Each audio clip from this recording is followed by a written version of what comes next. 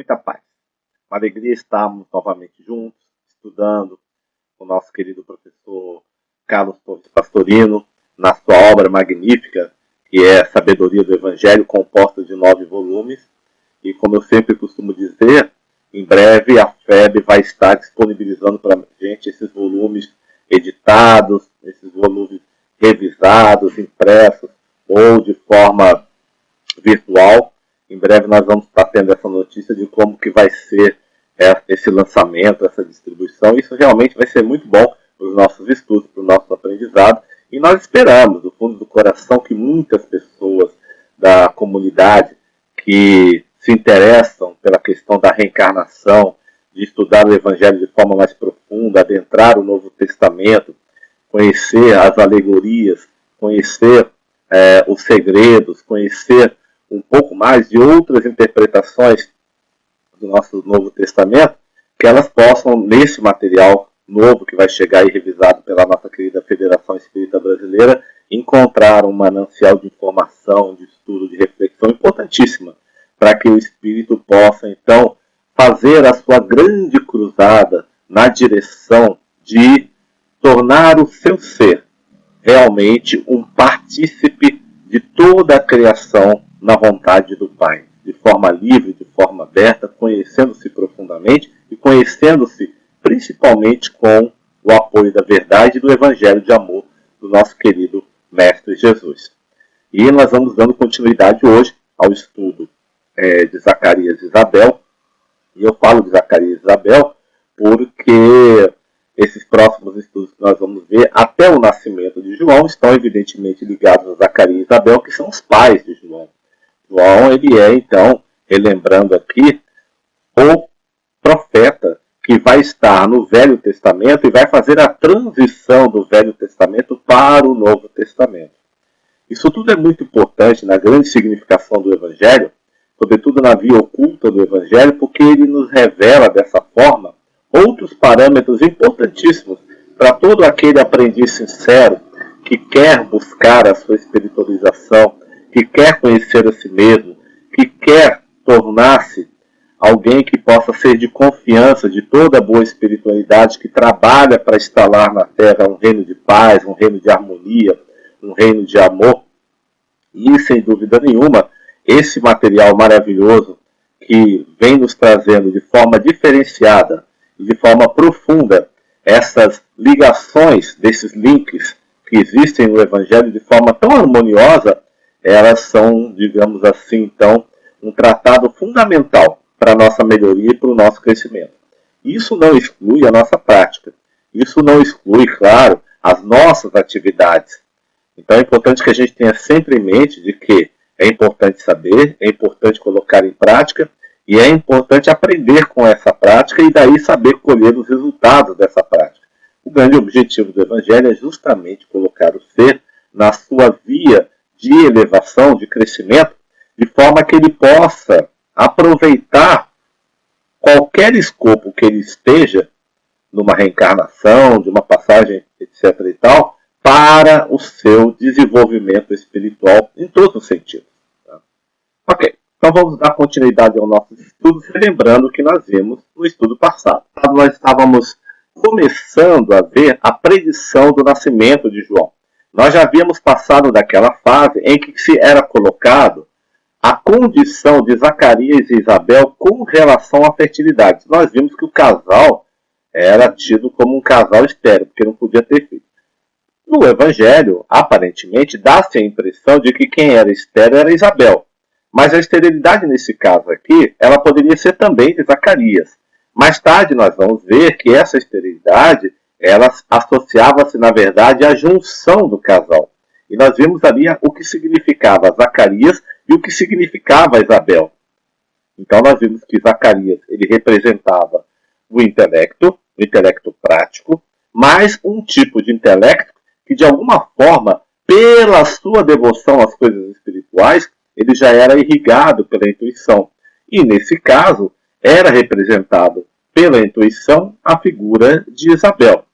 Os personagens, eles sempre trazem características interessantes que nós podemos associar aos veículos que fazem parte do ser. Então nós temos aí claramente Zacarias, o intelecto dedicado às coisas da espiritualidade e que seguia com fervor, que seguia com devotamento, com uma crença íntima muito grande, que ia inclusive além das ideias de cumprimento da lei dos homens, ou seja, dos seres humanos. Então ele levava a coisa de uma forma muito séria, de uma forma muito sincera. E nós temos Isabel, que ali estava representada pela intuição. Então Zacarias era um intelecto irrigado pela intuição Isabel. Isabel era filha de Arão, ou seja, do iluminado. Então Isabel, então, podemos dizer que ela era a intuição iluminada. Quando nós falamos isso, nós estamos falando de alegorias, estamos falando de símbolos. Nós não estamos falando que Isabel, daquela época, aquela personagem, era a intuição iluminada. Ou seja, a única intuição iluminada que poderia existir. Não. Ela é a personagem que no Evangelho ela representa claramente essa intuição iluminada nesse processo do nascimento de João. E que Zacarias, ele representava naquele momento o intelecto daquele espírito que, estando encarnado, estava totalmente iluminado, ou seja, conectado, aceitava plenamente a instrução e a inspiração da intuição. Então, esse é o quadro. Todavia, os dois já estavam unidos há muito tempo, ou seja, estavam em idade provectas e não tinham filhos. Então, nós tínhamos dois problemas para que eles pudessem ter filhos. O primeiro, que a idade já era avançada. O segundo, eram estéreis. Então, isso tudo fazia com que houvesse uma muralha muito grande que impedia que Zacarias e Isabel pudessem ter um filho. Mas, no Evangelho, filho pode significar outra coisa. Filho pode significar um estado no qual o ser esteja buscando, no qual o ser esteja trabalhando para galgar na sua evolução. Então, o filho pode ser um fruto. E esse fruto, normalmente, é um construto espiritual quando se trata do Evangelho. Então, voltando ao estudo passado, revisando o que nós olhamos, Zacarias e Isabel viviam mais na individualidade do que na personagem. Foi uma das últimas conclusões que nós chegamos no estudo passado. O que significa viver mais na individualidade do que viver mais na personagem? Ou seja, Zacarias e Isabel, eles então tinham uma devoção profunda às questões do espírito e procuravam seguir a intuição da melhor forma possível, associado aos princípios que eles conheciam da religião vigente. Não obstante isso, eles tinham também um princípio profundo de amor e de sabedoria muito grande, do qual eles se ligavam profundamente. Então, para eles, a definição de seguir um preceito sempre estaria ligada a um princípio muito forte. Então, é importante que a gente entenda também, nesse caso, que um espírito que chega a um determinado patamar e ele tem um princípio que ele segue, a grande, digamos assim, o grande momento desse espírito na aplicação desse princípio, às vezes nem sempre é a grandiosidade do princípio, mas o fato dele aplicar esse princípio, porque às vezes ele não consegue conhecer um princípio maior do que aquele que ele está tendo contato. Então, aplicar um princípio do qual ele acredita e leva a sério, e ele entende como sendo um bom princípio, e conseguir aplicar esse princípio em 100% das suas atitudes, é realmente uma coisa grande. É realmente uma coisa assim de se admirar. Né? E, além do que, Zacarias e Isabel também se encontravam num processo de evolução muito claro. Eles já estavam unidos há muito tempo na busca da realização profunda de uma atmosfera espiritual. Então eles estavam prontos para a mudança de paradigma, eles estavam prontos para melhorar a sua visão com relação ao mundo, e eles não estavam presos de acordo com as visões do homem, conforme o próprio Evangelho coloca. Então eles eram, por assim dizer, duas personagens que estavam caminhando a passos largos na senda do Evangelho. Embora o Cristo ainda não tivesse já encarnado no planeta Terra, nós poderíamos dizer que Zacarias e Isabel já poderiam ser considerados dois cristãos aqui na Terra. Eram espíritos que já haviam galgado muito na evolução e estavam juntos numa união sincera há muito tempo, ou seja, uma idade provecta. Eles estavam numa união muito esfera buscando alguma coisa. No entanto, eram estéreis, ainda não haviam gerado um filho. Revisando, isso tudo é muito importante para que a gente possa dar continuidade ao entendimento do nosso estudo. No caso deles, ou seja, de Zacarias e de Isabel, toda a parte fisiológica apresentava uma impossibilidade de se gerar um filho. Nós já falamos sobre isso. Idade provecta, além do que eram estéreis. Na interpretação profunda, apesar da união antiga e da intuição iluminada, que é o caso de Isabel, que irrigava o intelecto voltado a Deus, que é Zacarias, tal condição ainda não conseguido lograr o fruto, não havia conseguido lograr o fruto fundamental. Aqui eu escrevi de forma errada, vamos corrigir isso então. Então quer dizer o seguinte, né? Apesar de eles terem essa ligação profunda, estarem muito tempo juntos, eles ainda não tinham conseguido lograr esse fruto fundamental. É importante que agora nós passemos a ver que esse fruto fundamental não é apenas uma personagem, mas é o quê? É um construto interior do ser. Nesse caso, esse construto vai ser representado pelo próprio filho, o João, que vai realizar uma missão fabulosa aqui no planeta Terra. Que fruto seria esse? É o que nós vamos começar a ver no estudo de hoje, então. Bom, no estudo passado, nós chegamos nesse versículo do Evangelho.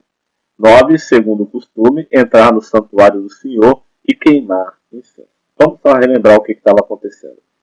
Naquele dia, Zacarias ele foi sorteado para ser o sacerdote que entraria na sala do santo, a sala que antecedia a sala do santo dos santos, para fazer as tarefas matinais que todo sacerdote deveria fazer. Esse sacerdote que entrava nessa sala, ele era então que ele era um sacerdote que era sorteado. Então, primeiro a turma de Zacarias tinha que ser sorteada, e eram 24 turmas. Depois, dentro da turma de Zacarias, teria que ser sorteado um sacerdote. Coube então a Zacarias fazer a honra naquela manhã.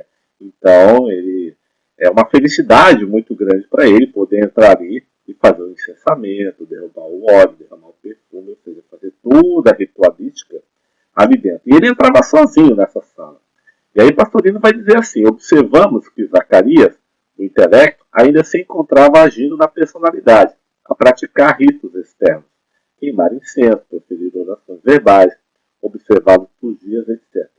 E isso no recinto anterior ao Santo dos Santos, que é o santuário mais íntimo, o coração, onde só os sumos sacerdotes ou seres realizados podem penetrar. Então o que o Pastorino está querendo dizer com isso? Ele está fazendo uma interpretação, está trazendo uma alegoria agora, com relação a esse fato do sacerdote que entra na sala dos santos, que antecede a sala dos santos dos santos. Nessa sala maior, a Santo dos Santos, só entrava o sumo sacerdote uma vez por ano, para realizar ali as obrigações. Nessa antessala, não. Toda manhã entrava um sacerdote, que era sorteado para entrar ali a fazer as suas liturgias. Então, o Pastorino faz uma observação. Apesar de Zacarias já ser uma personagem que tinha o seu intelecto totalmente irrigado pela intuição, ele ainda seguia os preceitos da religião que ele acreditava, a religião na qual ele estava, que era o judaísmo, e ainda realizava os ritos da personagem. Ou seja, nós vimos muito nos estudos passados o que vem a ser a personagem, composta pelo nosso quaternário inferior. Então a personagem, a realização da sua ligação, da sua relação com Deus, com o Pai, com as coisas do Espírito, normalmente ela costuma ser litúrgica. Ou seja, normalmente ela costuma ser ritualística. Então ela profere preces, ela faz rezas, ela realiza procedimentos no altar. Nada disso é errado, nada disso é condenável, pelo contrário. Se isso ajuda a personagem a fazer as suas ligações com as questões espirituais, com as questões do seu ser, com os espíritos que ela acredita e com o Pai, com Deus, nada disso é ruim. O problema não é o ritual em si, o problema é não amar, o problema é não fazer o bem, o problema é fazer culto ao mal ou à materialidade astuta. Esse é que é o problema. Então, não é da matéria que nós temos que desapegar. A matéria é um grande presente do Pai. Nós temos que nos desapegar do mal. Nós temos que nos desapegar do pensamento equivocado de fazer separações que possam se tornar belicosas. O espiritualista sabe que a matéria é uma passagem importantíssima na sua evolução. Então, por isso ele cuida bem da matéria.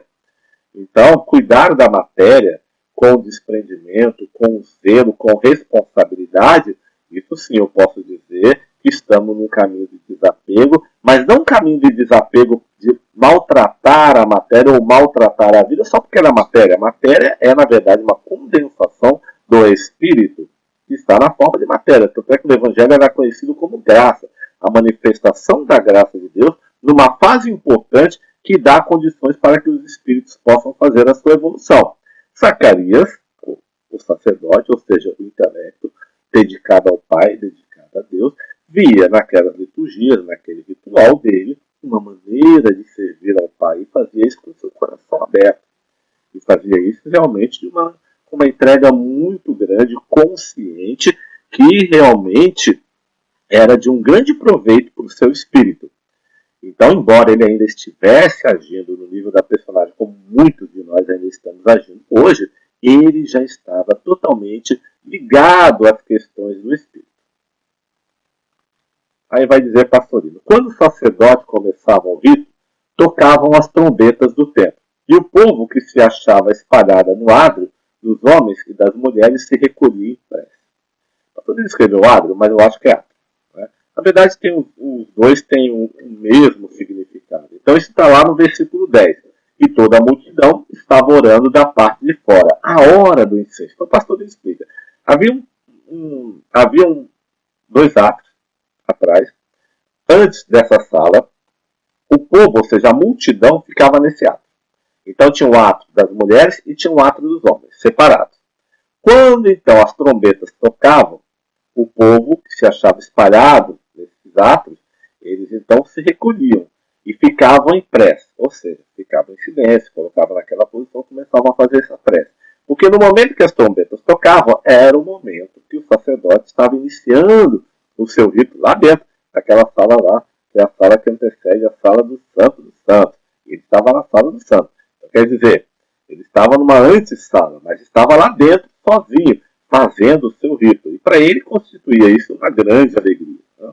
Átrio, ou átrio, né, é um substantivo masculino da língua portuguesa, que define o que seria o principal aposento dos primeiros templos da Roma Antiga. Atualmente representa normalmente um pátio na entrada de uma casa ou prédio, como um grande salão de recepção. Eu trouxe lá uma definição só para ficar mais fácil da gente entender. Né?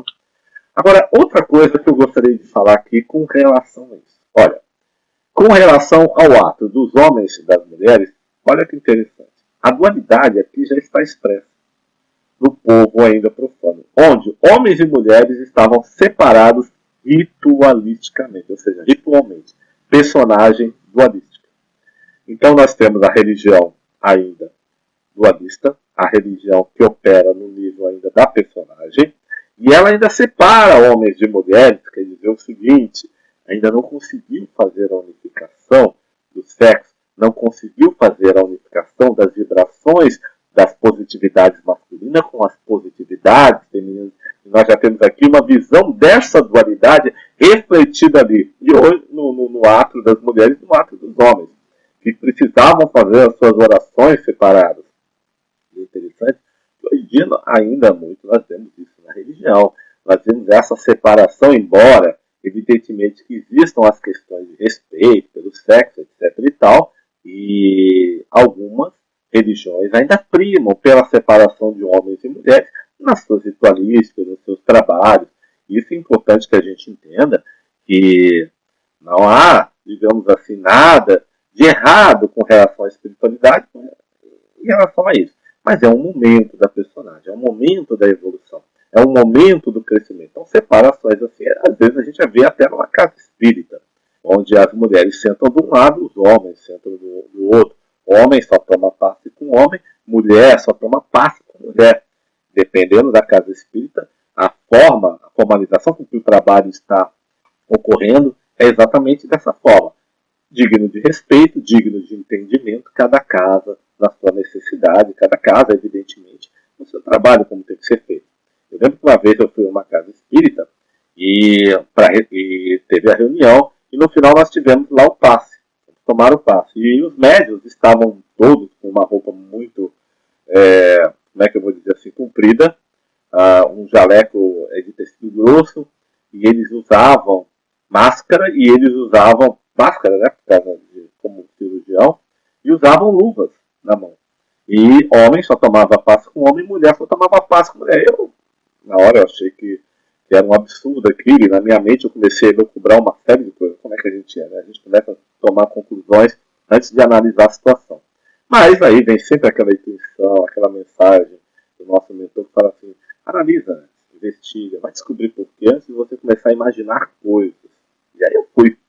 E a primeira coisa que passa pela mente é, mas com a luva, será que a vibração vai? Será que cai? Será que pega? Será que o passe funciona? Pô, não é uma separação? Parece que tá fazendo uma segregação. Aí a gente começa a imaginar um monte de coisa. E aí eu fui tentar descobrir. E aquela casa espírita passou por uma situação muito constrangedora, na qual um irmão foi dar passe de uma mulher, e quando ele estava dando o passe, ele encostou as mãos dele, uma das mãos no seio de uma mulher. Isso deu uma complicação muito grande, deu processo, e a casa realmente ela teve uma série de dificuldades para poder continuar em pé, quase foi fechada por causa disso, e a coisa foi para o noticiário, e começaram a dizer que todos os médios faziam isso, etc e tal. Então, quer dizer, uma coisa, um probleminha pequenininho, aí a escuridão, quando você projeta a escuridão sobre as trevas, elas aumentam a escuridão. E aí começaram a inventar um monte de coisa, até provar que não era nada disso. Aí o diretor da casa optou, então, mandar os médios colocarem luvas e darem um passe a uma distância, de forma que nem se eles esticassem os braços, eles poderiam encostar no atendido que estava recebendo o passe. Regras da casa que foram estabelecidas dado uma questão da personagem, da circunstância. Não cabe a nós criticar, não cabe a nós entrar numa contenda por causa disso. Respeitar o momento de cada casa, de cada religião, do seu trabalho, isso é uma coisa que o espiritualista precisa aprender a fazer e entender. Então, ali para mim foi uma lição muito grande. Embora, evidentemente, eu pudesse conjecturar na minha mente, no meu coração, uma série de outras soluções para aquele problema. Mas faz assim, faz assado, mas é só fazer assim. Porque a gente sempre tem a solução de tudo, né? Mas entender quando está dentro do coração do próximo que ele passa e ver como é que realmente é difícil, que aquela solução que a gente está querendo impor não funciona, dado o que ele passou e o que ele assistiu, então é uma questão que só o espiritualista consegue fazer. Então é importante que a gente entenda esses detalhes, esses momentos da religião, coisas assim. Claro que as religiões evoluem, claro que as religiões passam pelos seus momentos. E olha que nós estamos falando de uma casa espírita, que para se defender, ela fez todo o processo para poder não ficar numa situação como essa. E aí nós continuamos no versículo 11. E apareceu a Zacarias um anjo do Senhor, em pé, à direita do altar do incenso. Olha, é tão interessante que aqui nós temos o evangelista, ele colocando a coisa de forma muito bem clara. Zacarias estava dentro da sala do santo. E quando ele começa a fazer a sua ritualística, aparece um anjo do Senhor. Bom, se é um anjo do Senhor, evidentemente que é um espírito de envergadura elevada, ou seja, um espírito bastante elevado. Quando se fala anjo do Senhor, se fala de um anjo que está, ou seja, de um espírito, de um mensageiro que está ajustado à lei do Pai, à lei do alto, que segue os parâmetros da divindade. Ele estava em pé, ou seja, ele estava de pé, estava numa atitude espiritual séria, de pé, nem sentado, nem nada. E ele estava à direita do altar do incenso. Ou seja, o evangelista posiciona o anjo, fala da postura do anjo e fala da envergadura espiritual do anjo. Vamos gravar isso muito bem, porque senão a gente vê aqui como uma coisa, digamos que é apenas o lugar que o anjo apareceu e só isso. Mas não, existe muito mais ensinamento por trás desse versículo aí. E continua. Zacarias, vendo-o, ficou perturbado e o temor o assaltou. Então Zacarias, vendo aquele anjo, ficou perturbado. Conversando uma vez sobre esse versículo, um colega, e ele era espírita, ele falou, na mão já se viu Zacarias ter ficado perturbado, ter visto um anjo, era um espírito, ele não sabia disso.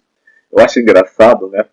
Aí eu falei para ele, eu queria ver você entrar numa sala que você nunca entrou sozinho, né? A primeira vez você entra naquela sala para fazer um rito, e aí lá dentro daquela sala, um silêncio tremendo, de repente aparece um anjo para você, aparece um espírito. Quero ver como é que você ia ficar mesmo sendo espírita.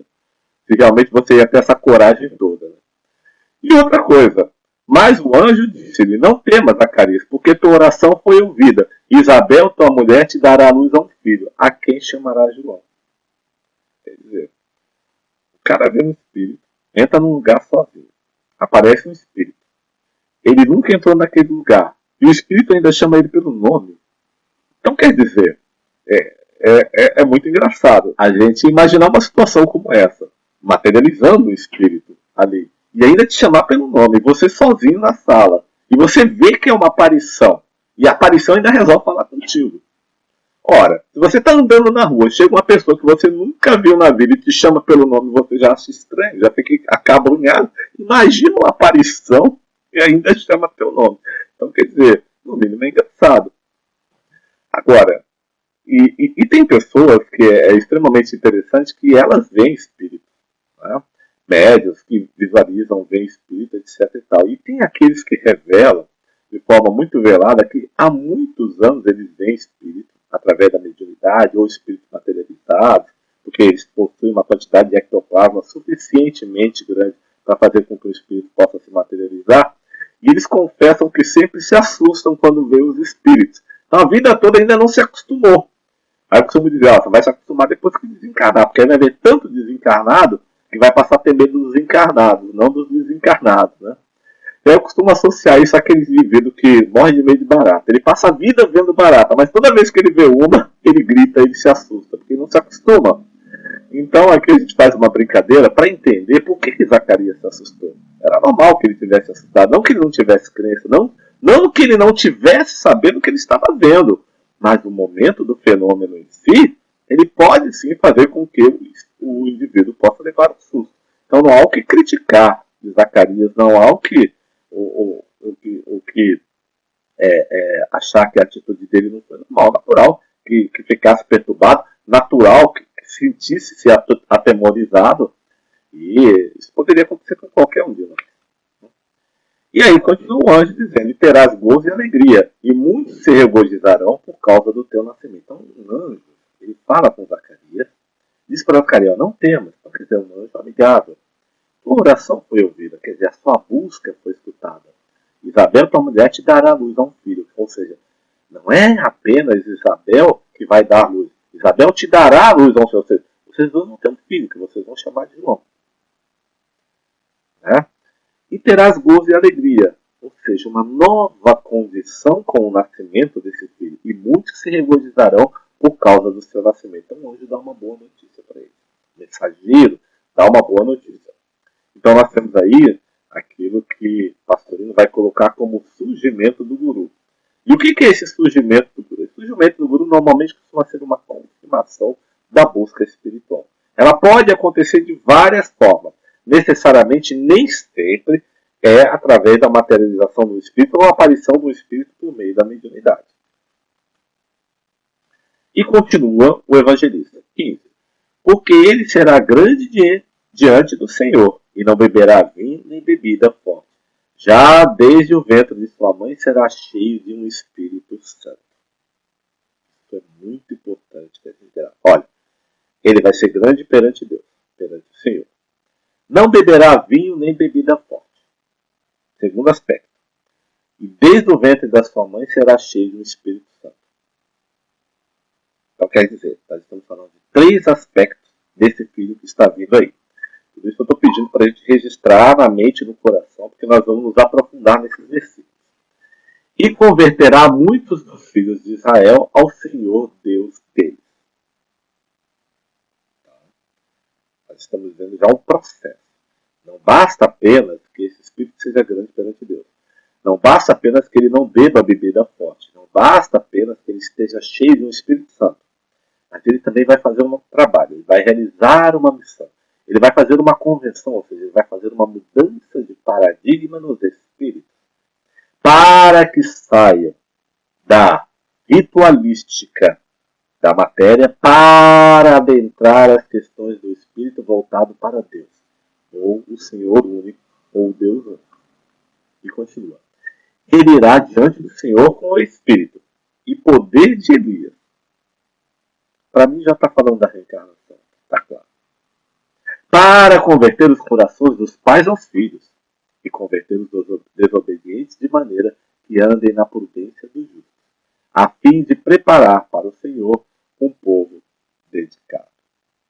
Quer dizer, a tarefa dele é extremamente profunda. A tarefa dele vai a parâmetros realmente fabulosos e não está ligado às questões unicamente materiais.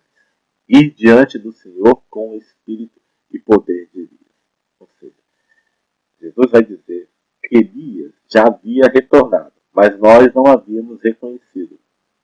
E aí os discípulos entenderam que Elias, na verdade, era o espírito de João reencarnado. Então ele ia com o espírito e poder de Elias. Ou seja, estava claro que esse espírito reencarnado era o quê? O espírito de Elias reencarnado em João. E ele vai fazer o quê? Conversões. Ou seja, ele vai trabalhar além do seu ser. Ele vai trabalhar além da sua estrutura de ser para encaminhar outros seres. De forma que esses seres vão se converter os corações dos pais aos filhos. De maneira que andem na prudência do justo. Lembra quando a gente sempre fala a questão de filho no Evangelho? Ou seja, nós falamos sobre a centelha divina. E o que era ali, no caso, o filho da centelha divina? Nós vimos que é o Espírito.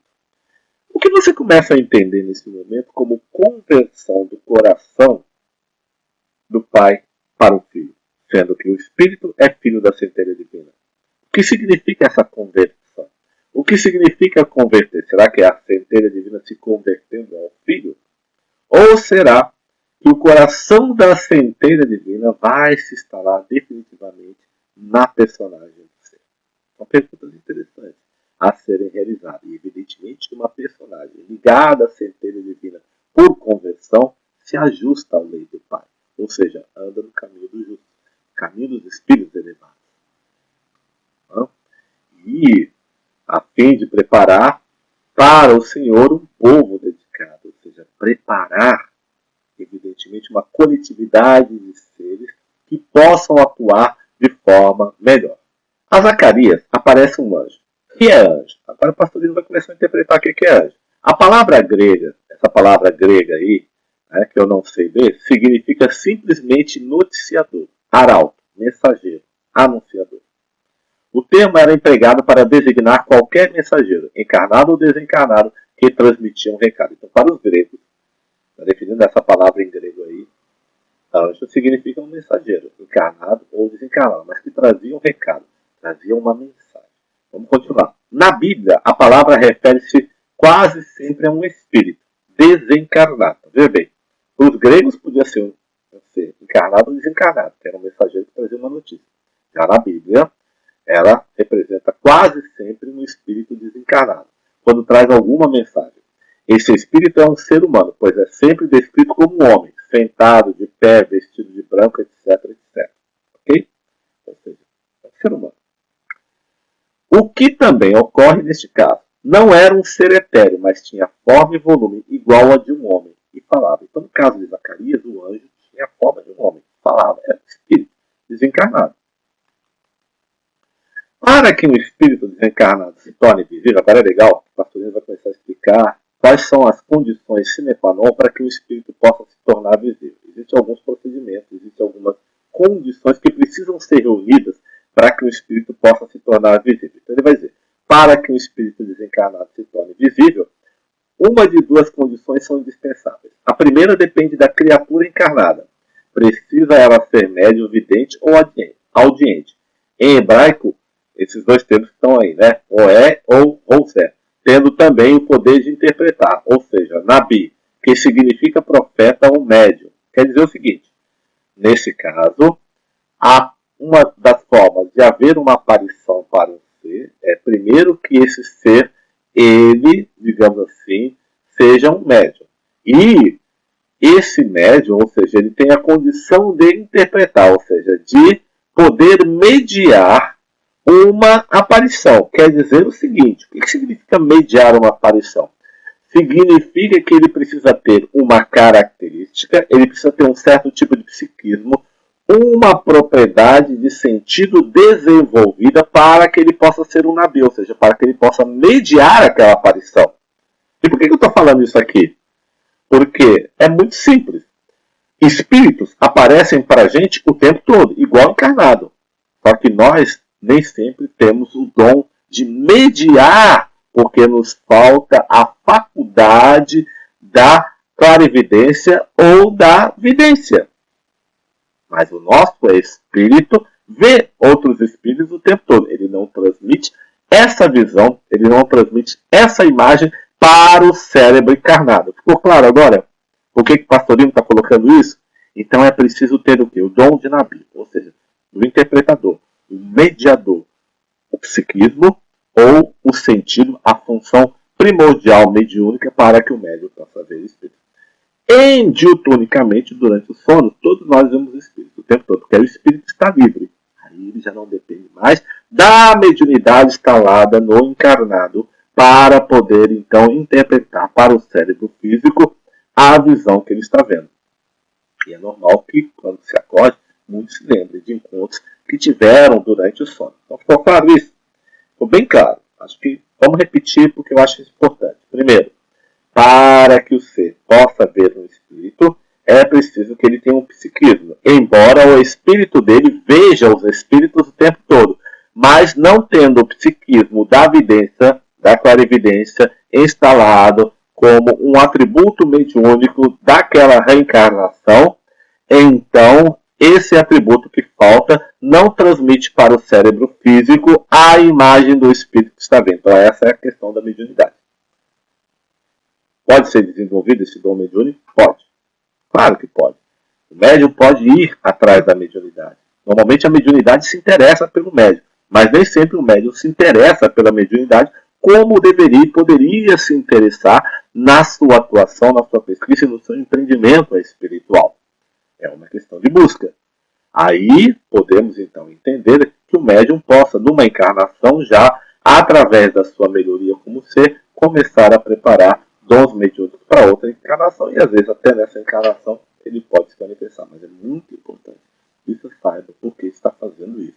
E não é só saber, é importante entender quais são as boas e as consequências complicadas de um determinado dom ou de um psiquismo mediúnico. Porque se não souber aproveitar aquilo para nada, pode se tornar uma pedra de tropeço. E aí continua. O que significa profeta ou médium?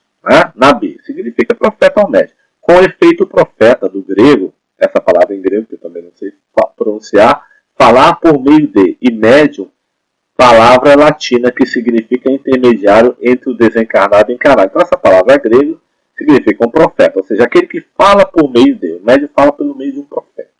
E a palavra latina, cunhada lá na França, pelo nosso querido Allan Kardec, é a palavra médium. Então para nós, latinos, nós entendemos como a palavra médium. O que é um médium? Médium é um medianeiro, é um mediador.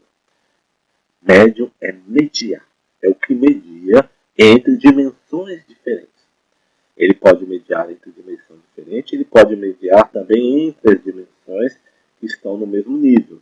Então ele é um mediador. Todo mundo que faz uma mediação é um médium. Eu posso mediar, por exemplo, a solução de um conflito. Eu posso mediar o ensinamento do Evangelho com outros seres, através do meu entendimento, da minha compreensão. Eu posso mediar a mensagem espiritual do meu espírito para o encarnado. Posso mediar a mensagem espiritual do encarnado para o desencarnado. Então, a mediar é o ato de ser médium. Ou seja, a mediunidade é um ato do medianeiro que media. Essa é a função do médium. O médium precisa aprender a mediar de forma certinha, passar a bola redondinha conforme ele recebe, evidentemente, prestando atenção aos crivos. O primeiro crivador de uma mensagem é sempre o médium. Não vamos entrar muito aqui na questão da mediunidade, que a nossa aula não é de mediunidade. A segunda condição depende do desencarnado. Quando a criatura encarnada não é médium, precisa o espírito materializar-se, tomando forma fluídica para aparecer ao não vidente. Uma das provas de que o anjo que apareceu a Zacarias era um espírito desencarnado de homem é o nome que ele tem, Gabriel, que significa homem de Deus.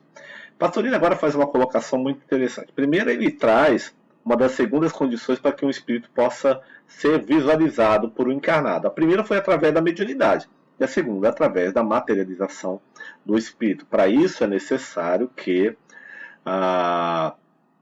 o espírito se materialize, e para isso ele vai utilizar uma quantidade de ectoplasma que ele possa coletar em algum local e fazer com que ele possa aparecer aos olhos carnais, materializado literalmente como espírito. Quem fazia muito esse fenômeno era o médium Peixotinho aqui no Brasil. Existem livros fantásticos. Até tem um livro do Peixotinho chamado Materializações Luminosas, onde tem as fotos das materializações, as reuniões que aconteceram, os relatos das pessoas que estavam presentes, e é realmente assim fabuloso.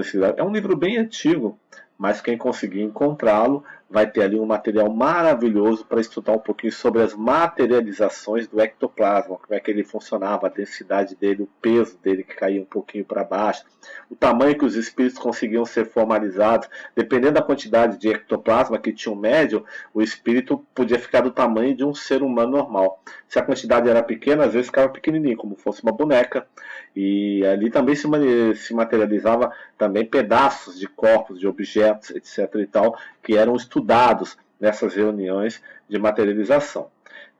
Como é o caso de William Craig também, que vai fazer, William Crookes, né, que vai estudar durante 3 anos as manifestações espirituais de materialização de espírito, né, através da médium, se não me engano, Kate King, né, que serve de material para que ele pudesse estudar as manifestações espirituais.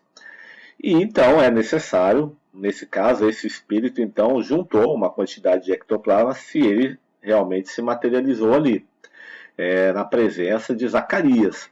Aí você pergunta, mas Zacarias era médium que fornecia ectoplasma suficiente para a materialização desse espírito? Aí isso eu não sei dizer, mas provavelmente o espírito reuniu o ectoplasma necessário. E é impressionante que, dependendo da evolução do espírito, da elevação, da técnica que ele tem, ele pode trazer ectoplasma até de uma distância considerável. Porque o ectoplasma, ele na verdade não é só um fluido espiritual, ele tem um pouco de fluido material também.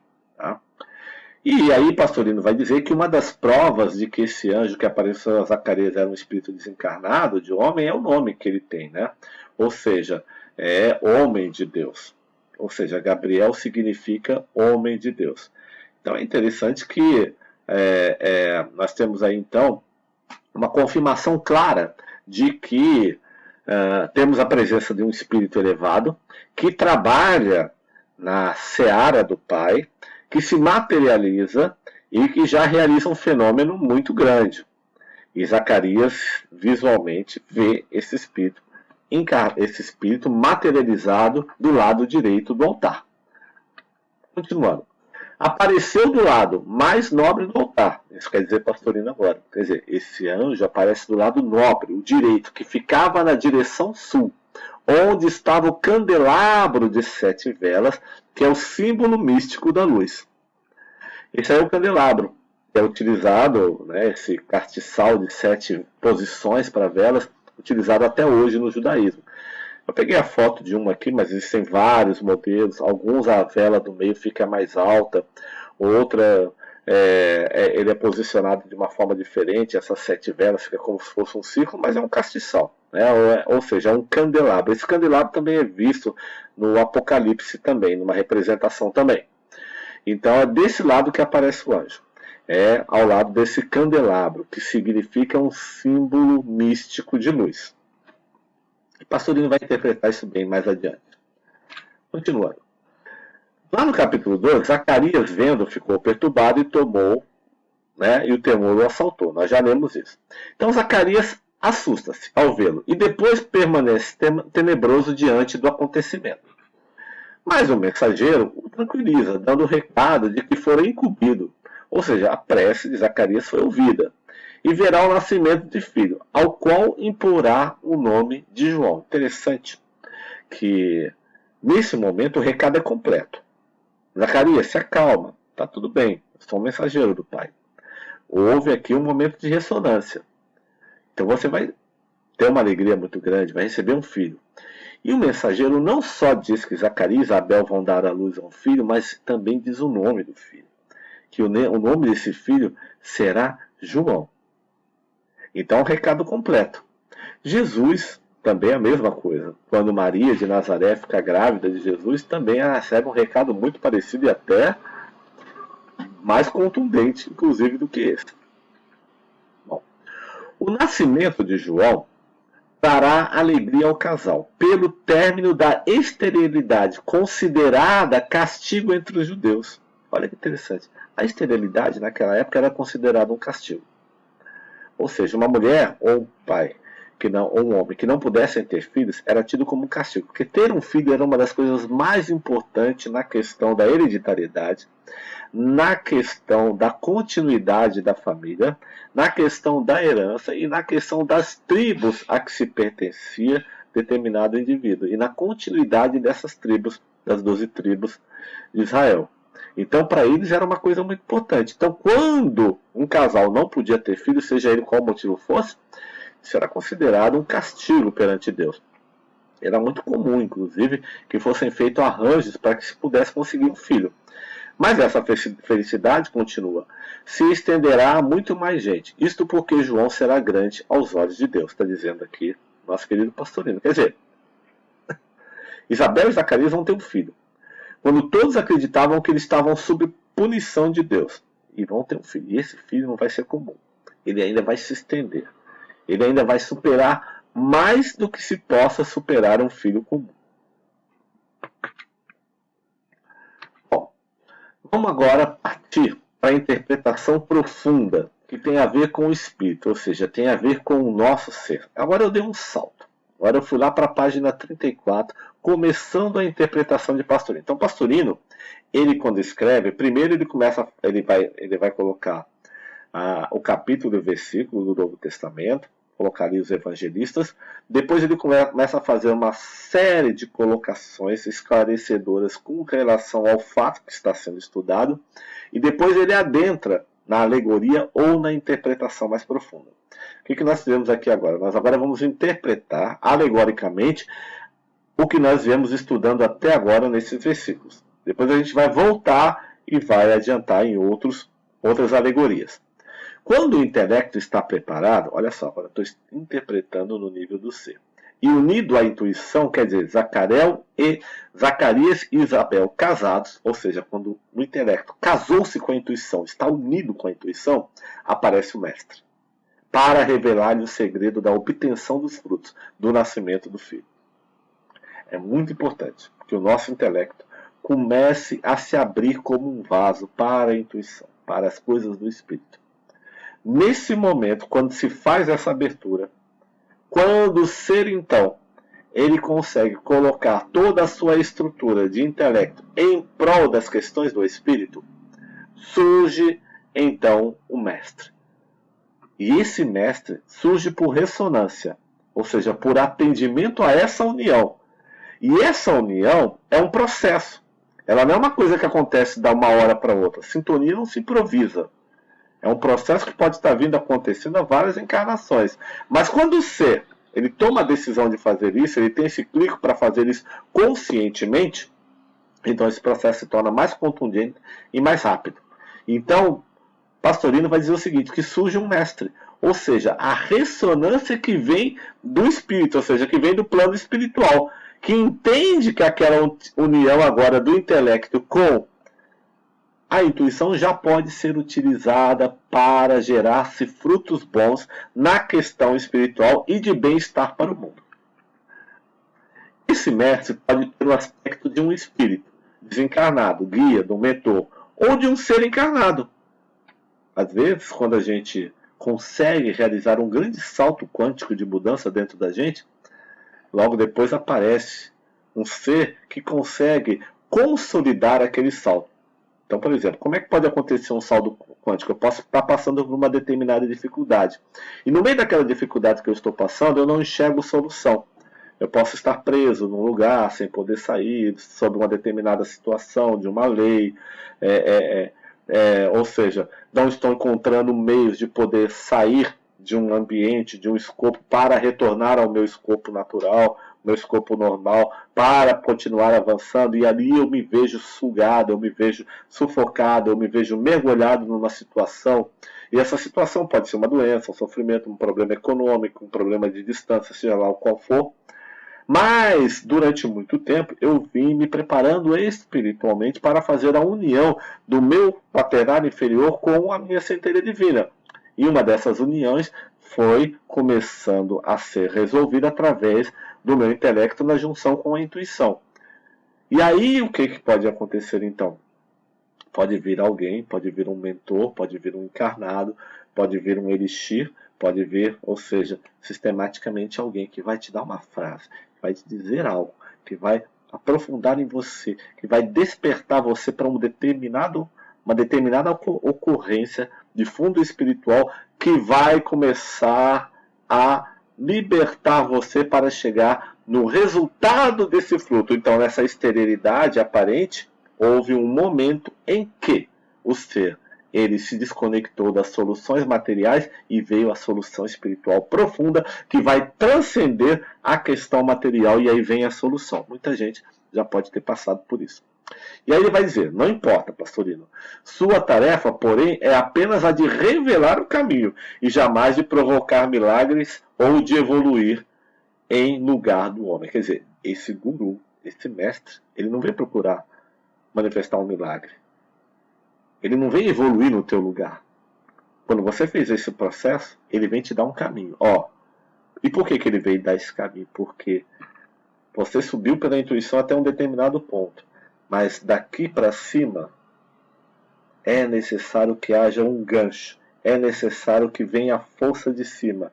Porque você não sabe lidar com isso do alto. Então é necessário que venha esse caminho do alto. É necessário que venha essa inspiração, como é o caso das revelações espirituais que tiram tantas criaturas do buraco. E aí continua, trata-se, pois, rigorosamente de um anjo, de um mensageiro que anuncia alguma coisa, que abre uma porta e mostra os passos que se tem que dar para obter o fruto ambicionado, o filho. Nesse caso, nós estamos falando que esse fruto é um construto espiritual, aquele vai ser representado por João Batista. E continua. Esse filho que nascerá há de chegar ao intelecto por intermédio da intuição. Isabel te dará à luz um filho. Olha só a frase. Isabel te dará à luz um filho. Quer dizer, Isabel iluminará o intelecto com um fruto espiritual. Vai chegar através da intuição, pelo intelecto. O fruto da união com Deus, o filho em sentido alegórico, será chamado João, isto é, Yahô foi favorável. Então, pela busca do ser, pela busca de espiritualidade, então agora sempre há uma ressonância espiritual daqueles que empreendem uma sintonia sincera em prol da própria evolução e da modificação do próprio espírito e da modificação do próprio ser. Essa ressonância é um nascimento de um filho, é um nascimento de um fruto espiritual, de um construto dentro do próprio ser. E aí ele continua, sabemos todos que a criatura tem que iniciar e persistir na busca do Eu Supremo. Mas o encontro só se dará quando vier do próprio Eu Supremo ou Cristo interno a resposta, a descida da graça, ou seja, quando Deus for favorável. Olha que interessante. Gente, a centelha divina já existe. Ela já tem todas as potências. Nosso Cristo interno é pleno. O meu esforço está em chegar até o ponto em qual o meu Cristo interno agora possa se aproximar e me abraçar por sintonia. Mas para isso é necessário que eu faça o meu trabalho. Para isso é necessário que o filho possa chegar à estatura próxima que o pai espera para finalmente pegá-lo no colo. E o pai que soltou o filho, tirou do colo, lá atrás no passado, para que o filho aprendesse a caminhar sozinho, e crescesse com as experiências de caminhar com os próprios pés, espera que esse filho agora possa então ganhar experiências e entendimentos harmônicos para que possa novamente se juntar com ele nesse abraço, voltar para o seu colo. Não mais como uma criancinha infantil, mas como uma criança do Cristo. Aquela criança no padrão crístico.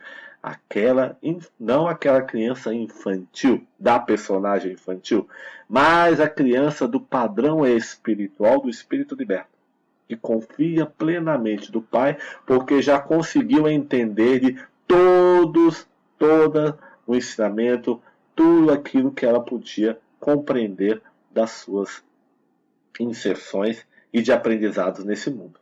Então é dessa criança que nós estamos falando. Ela sim pode aderir ao pai, pode aderir ao colo do pai. A criança birrenta da personagem não pode ficar no colo do pai, nem quer ficar no colo do pai, acha que quer, mas não quer, porque faz tudo para sair do colo do pai. Se debate. Então a centelha divina não a pega, não a abraça, não faz o amplex, mas é necessário que ela se prepare para que ela possa então definitivamente ser abraçada pela centelha divina. Assim nascerá um fruto, um filho, no encontro da criatura com o Criador, que vive dentro dela, a subida do ser humano e a descida do divino. Então são duas coisas importantes, a subida do ser humano e a descida do divino, para que a coisa dê certo, para que a coisa funcione. Quando o ser humano começa aqui embaixo, o divino já começa aqui em cima, na direção dele. Mas quando o ser humano fica aqui estacionado, o divino fica lá de cima mandando vibração, mandando ajuda, mas ele ainda não pode descer para fazer o encontro. E nem conseguiria pegar no colo, porque é tão birrenta a criança que ela não para no colo. Isso é uma alegoria. A alegria e a felicidade serão totais, não só para o próprio, quanto para todas as criaturas, mormente para aquelas que, embora ainda em estado celular, constituem nosso veículo denso. Olha, isso aqui agora é uma mensagem muito legal. Quer dizer o seguinte, quando o ser consegue realizar esse amplexo, com o seu Cristo interno, toda a nossa personagem, todo o nosso quaternário inferior, todos os nossos veículos necessários para a nossa evolução, intelecto, espírito, corpo físico, duplo etérico, corpo astral, corpo emocional, tudo, os seus níveis mais unicelulares, sentem esse amplexo, recebem esse amor, recebem essa vibração. Sentem totalmente a expansão, ou seja, a alegria e a felicidade é total, se expande por todo o ser. E o que é esse ser? Onde é que está escrito isso lá no Evangelho? Todo o povo, ou seja, todas as vidas do meu ser, todas as instâncias do meu ser se convertem a Deus, se convertem à centelha divina, que é o meu Cristo interno.